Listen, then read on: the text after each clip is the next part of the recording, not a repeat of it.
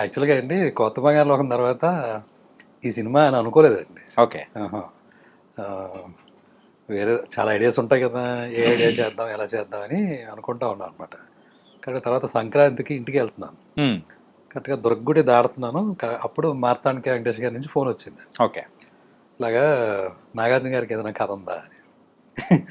అంటే ఇప్పుడు సడన్‌గా నేనేంటంటే వరుణ్ సందేశ్ ఇలాగా ఓ 16 ఏళ్ళు, 17 ఏళ్ళు అలాంటి ఒక సినిమా చేశాను. Teenage movie. Teenage movie. సడన్‌గా నాగార్జున గారు అనేసరికి అంటే ఇప్పుడు డైరెక్టర్గా అన్నీ చేయాలి. ఇప్పుడు ఆ టైంలో మనం రెడీగా ఉన్నామా లేదా అనేది ఒకటి ఉంటుంది కదా పాయింట్. చెప్తాను సార్ అని అప్పటికి ఫోన్ పెట్టేసిన తర్వాత ఆ జర్నీలో ఆలోచించుకుంటున్నాను. ఒక నిజంగా ఆపర్చునిటీ వస్తే ఇప్పుడు ఈయనకి ఎలాంటి కథ చెప్పాలి ఏంటి అని. చాలా క్యాజువల్గా అన్నతమ్ములు కదని చెప్పి అంతకుముందు ఫ్రెండ్స్ తోటి అంటా ఉండేవాడండి. ఇప్పుడు మా ఇంట్లో జరిగేది లేదా వేరే అందరిలోనూ ఒక ఫీలింగ్ ఉంటుంది కదా, అది బేస్ చేసుకుని ఏదైనా చేస్తే బాగుంటుంది అని ఒక ఆలోచన అంతే, అందుకని మించింది ఏమీ లేదండి. అలాంటిది ఏమైనా చేద్దామా పోనీ అని అనుకుంటా ఉన్నాను. 2 రోజుల్లోనే మరి బ్యాక్ వచ్చానండి. వచ్చి నాగార్జున గారిని కలిస్తే మల్టీ స్టారర్ అని ఒక పాయింట్ ఉంది సార్, ఇంకా దాన్ని డెవలప్ చేయలేదు, ఇద్దరు కావాల్సి వస్తారు సార్ అని చెప్పేది అన్న. అయినా సరే చూద్దాం అన్నారు, ఎందుకంటే అప్పటికి ఇంకా నేను కథ చెప్పే పొజిషన్లో లేను కాబట్టి. ఓకే. కరెక్ట్గా 3వ రోజుకి మళ్ళీ ఇదే మార్తాండ వెంకటేష్ గారు సురేష్ బాబు గారు పిలుస్తున్నారు, ఒకసారి వెంకటేష్ గారు సినిమా అని అంటున్నారు అని అన్నారండి. అంటే మేబీ ఈ ఫ్యామిలీ మూవీ అనే ఆలోచన అక్కడికి ఏమైనా వెళ్ళిందో నాకు తెలియదు. ఓకే. అప్పుడు అక్కడికి వెళ్తే ఇద్దరు ఉన్నారండి, సురేష్ బాబు గారు ఉన్నారు, వెంకటేష్ గారు. ముందు కొత్త బంగాళ గురించి బాగా తీసావు అది అని చెప్పారు. తర్వాత ఏదైనా కథ ఉంటే చెప్పు మనం చేద్దాం అది అంటే అప్పుడు సేమ్ ఇలాగే ఇద్దరు ఉంటే బాగుంటుందండి, అన్నతమ్ములు కథ అనుకుంటున్నాను అని ఆ లైన్ చెప్పాను సార్. ఇది మనం సమాజానికి ఏమి ఇచ్చినా ఇవ్వకపోయినా, మనం ఎంత సేవ చేసినా చేయకపోయినా, ఓ మంచి సామరస్యంతో కూడిన కుటుంబం ఇస్తే చాలు, ఇంకా అంత మించిన సేవ అంటే పెద్ద ఉండదు. ఒక లైన్ మీద ఒక కథ అనుకున్నాను సార్, చాలా న్యాచురల్ ఇన్సైట్స్ తోటి అని చెప్పారు. అది బాగుంది కదా అని, సరే చేయి దీని మీద డెవలప్ చేసుకుని చేద్దాం ఖచ్చితంగా అన్నారు. ఎప్పుడు కూడా అండి మనిషికి ప్రోత్సాహం ఉంటే అడుగుడికి ఉత్సాహం వచ్చేస్తుంది. అంతేనా? అంతే కదండి, ఇది వెరీ థింగ్ కదా. సో దాంతో నాకు చాలా బాగా అనిపించింది.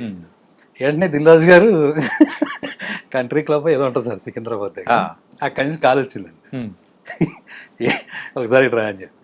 అంటే మరి నేను ఆయనకి చెప్పలే, అంటే ఇక్కడ చెప్పకుండా ముందే సురేష్ బాబుకి చెప్పారు.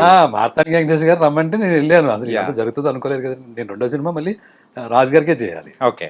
సో ఆయన దగ్గరికి వెళ్తే ఏంటి లేదు సార్ అసలు ఇది ఏదో అనుకోకుండా జరిగింది, బట్ నేను అక్కడ చెప్పానండి సురేష్ బాబు గారికి, సార్ 2వ సినిమా నేను ఆయనకే చేయాలి అని కూడా చెప్పాను. అది పెద్ద విషయం కాదు, బట్ నువ్వు కథ బాగా చేయి, ఏదో పాయింట్ బాగానే ఉందా అన్నారు. అదే ఆయనకి షేర్ చేశాను. ఆ రోజు అలాగా నిజం చెప్పాలంటే అది వెంకటేష్ గారి వల్ల దానికి ఏమంటారు, ఒక అంకురార్పణ. కానీ సార్ ఫస్ట్ రాజుగారికి అంటే ఇద్దరు హీరోస్, అది కూడా పెద్ద హీరోస్ కావాలి అని అన్నప్పుడు, అరే అవునా వద్దు వద్దు అని చెప్పేసి అన్న సందర్భం ఏదో ఉందని మేము విన్నాం, ఇది నిజమా? అంటే ఒక లెవెల్కి వెళ్ళిన తర్వాత ఈ డెవలప్ చేసేదంతా మళ్ళీ నెక్స్ట్ వర్షన్ చెప్తాం కదండి. అప్పుడు వెంకటేష్ గారికి మళ్ళీ చెప్పినప్పుడు ఆయన అన్నారండి, ఇది ఏదో చిన్నగా తీసుకుంటే కాదు, గుండం కథలాగే చేస్తేనే బాగుంటుంది, పెద్ద హీరోలు అయితేనే బాగుంటుంది. ఇప్పుడు నేను నాతో పాటు ఒక పవన్ కళ్యాణ్ లేకపోతే ఒక ఇలాగా అని ఆయన నోట్ అంటేనే 2-3 పేర్లు వచ్చినాయి. నా పరిస్థితి ఎలా ఉంది తెలుసా మీకు? చెప్పండి సార్. అంటే మనం ఎప్పుడు ఊహించిన పేర్లన్నీ వస్తున్నాయి. That is one thing. రెండోది దానికి తగ్గట్టుగా చేయాలన్నా కసి ఉంటుంది కదా ఆటోమేటిక్గా. సో ఆ విషయం నేను రాజు గారికి చెప్పాను. ఓకే.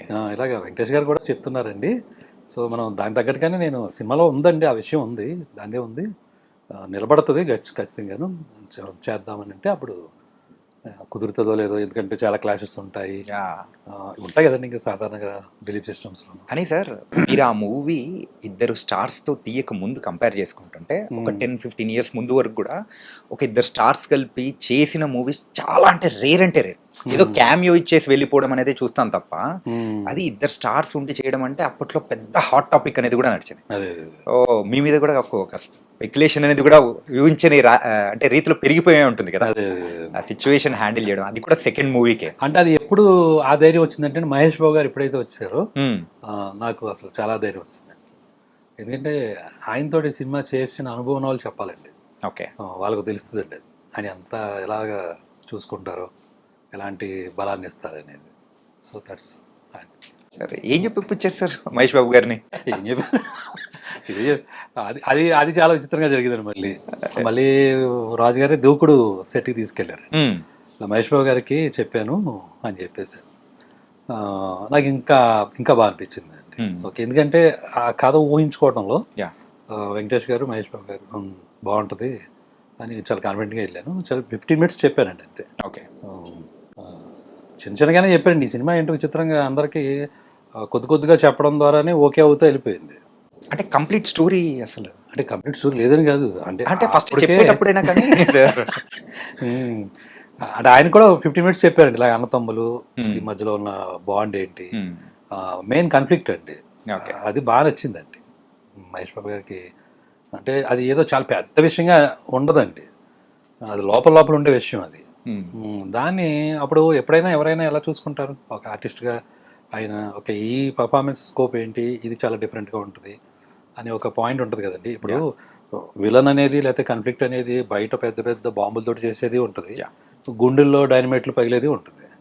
రెండు ఒకటేనండి. ఆడియన్కి ఏదైతే అది కనెక్ట్ అవుతుందో దాంట్లో వెళ్తారండి. సో ఆ నమ్మకంతో మనం ఉన్నప్పుడు ఏ కథైనా మనం డీల్ చేయొచ్చండి. ఓకే. సో అంతే. అదే కొన్నిసార్లు వర్కౌట్ అయిందా లేదనేది దానికి 100 కారణాలు ఉంటాయి. బట్ బేసికల్గా ఒక కథ అనుకుని రాసేటప్పుడు ఆడియన్ పాయింట్ ఆఫ్ వ్యూ అయితే కనుక తనకి ఏ కాన్ఫ్లిక్ట్ అయినా తన దాంట్లోకి వెళ్తారండి, మనం కరెక్ట్గా చెప్పగలిగితే కనుక అది కూడా ఈక్వల్గా ఫీల్ అవుతారు. ఈక్వల్గా ఫీల్. సీతమ్మ వాకిట్లో సిరిమల్ల చెట్టు అసలు ఆ టైటిల్ పెట్టాలని ఎలా అనిపించింది సార్? ఏంటంటే అస్సలు ఇప్పటి వరకు ఎక్కడా వినంది అండ్ అంటే ఏదైనా కానీ ఒక వాక్యంలా ఉండేదాన్ని మీరు అది ఒక టైటిల్లా మీరు సెట్ చేసేసారు. ఇది ఎలా ఉందంటే నాకు రిలీజ్కి ఎలాగైతే ఉందో అలాగా ఇంటర్వ్యూస్ ఏమైనా ఉంటే అప్పుడు ఇచ్చిన ఇంటర్వ్యూలో ఏ క్వశ్చన్ అడుగుంటారు కదా. ఏంటంటే సార్ ఇంకా విషయాలు చెప్పాలంటే అదే మూవీ ఇప్పుడు గనక రిలీజ్ అయితే ఇప్పుడు ప్రతి మూవీకి ఈచ్ అండ్ ఎవ్రీ డీటెయిలింగ్ తీసుకొని దాన్ని డీకోడ్ చేస్తున్నారు. ఆ డీకోడ్ చేసిన క్వశ్చన్స్ ఇంకా ఉన్నాయన్నమాట. అది ఇంకా అడుగుతాం సార్. క్వశ్చన్ పేపర్ బాగానే ఉంది అయితే ఉంది సార్. ఏంటంటే ఇది ఒక క్వశ్చన్ పేపర్ కాదు సార్, కలెక్టివ్ గా తీసుకున్న క్వశ్చన్స్. యా. అలాగే మీరు స్టోరీ రాసుకునేటప్పుడు యూజువల్గా అసలు క్యారెక్టర్స్ నేమ్స్ అనుకుని ఒకటి రాసుకోవడం అనే స్టైల్ ఒకటి ఉంటుంది. కాకపోతే ఇందులో పెద్దోడు చిన్నోడు క్యారెక్టర్ పేర్లు ఏంటి అసలు? అది నేను కావాలనే చేసిందండి. అది పేర్లు పెట్టకపోతేనే బెటరు, ఎందుకంటే ఎవరైనా ఐడెంటిఫై చేసుకునేలా ఉంటే బెటరు. ఏదో ఒక పర్టికులర్ పేరు పెడితే ఆ పేరులాగా ఉండే అవకాశం ఉంటుంది. బట్ ఇది అది ఇందులో చాలా మందికి పేర్లు ఉండవండి. అఫ్కోర్స్ సీత ఆ అమ్మాయి పేరు మీద పెట్టాను కాబట్టి ఆ అమ్మాయి గీత రైమింగ్ ఉంది కాబట్టి గీత అలా ఏదో ఫిక్స్ అయ్యాం. కానీ మిగిలిన కొండలరావు ఇలాంటి చిన్న చిన్న. బట్ మెయిన్గా మీరు అడిగిన దానికైతే పేర్లు పెట్టకపోతేనే బెటర్. చిన్నోడు పెద్దోడు ఇంట్లో పిలుచుకునే కలవకొలగా ఉండేది అదే కదండి. సో అది యూనివర్సల్గా ఉంటుంది అని అలా అనిపించి చేసిందండి. మంచోడు అంటే ఇప్పటికీ ఎప్పటికీ రేలంగి మామయ్య అని డిసైడ్ అయిపోయేలా చేశారు. అసలు ఆ క్యారెక్టరైజేషన్ ప్రకాష్ రాజ్ గారిని సెట్ చేయాలని ఎలా అనిపించింది సార్? అంటే ముందు రాసుకున్న టైంలో నాకు ఈ కొత్త బంగారులోకం చేసినప్పుడే ఆయనతోటి ఒక బాండింగ్ ఉంటుంది. అలాగే బొమ్మరిల్లు ఫాదర్ ఆ టైంలో ఇంకా ఆయన ఒక మెయిన్గా కనపడుతున్నారు. ఏది రాసుకున్నా ఆయన మైండ్లోకి ఆటోమేటిక్గా వస్తున్నారు. సరే చేయించడం అనేటప్పటికి నిజానికి ఆయనకు కూడా అది కష్టమే. ఆయన ఆడియో ఫంక్షన్ కూడా అప్పుడు చెప్పారు. ఎందుకంటే అప్పటి వరకు ఒకలాంటి క్యారెక్టర్స్ చేశారు. ఇదేంటంటే మొత్తం అసలు ముందు నేను అన్నాను కూడా ఆయన, సరే ఈ కథ రాయాలంటే ముందు నేను మంచోడై ఉండాలి, చేయాలంటే మీరు ముందు మంచోడై ఉండాలి. ఎందుకంటే ఆయనకి కొంచెం సెట్లో ఆయన కొంచెం స్ట్రిక్ట్గా ఉండడం, లేకపోతే ఏదైనా కోపం వస్తే ఇమీడియట్గా ఎక్స్ప్రెస్ చేయడం అవన్నీ నేను చూశానండి. సో బట్ ఈ సినిమాకి ఏంటంటే నిజంగానే చాలా శాంతంగా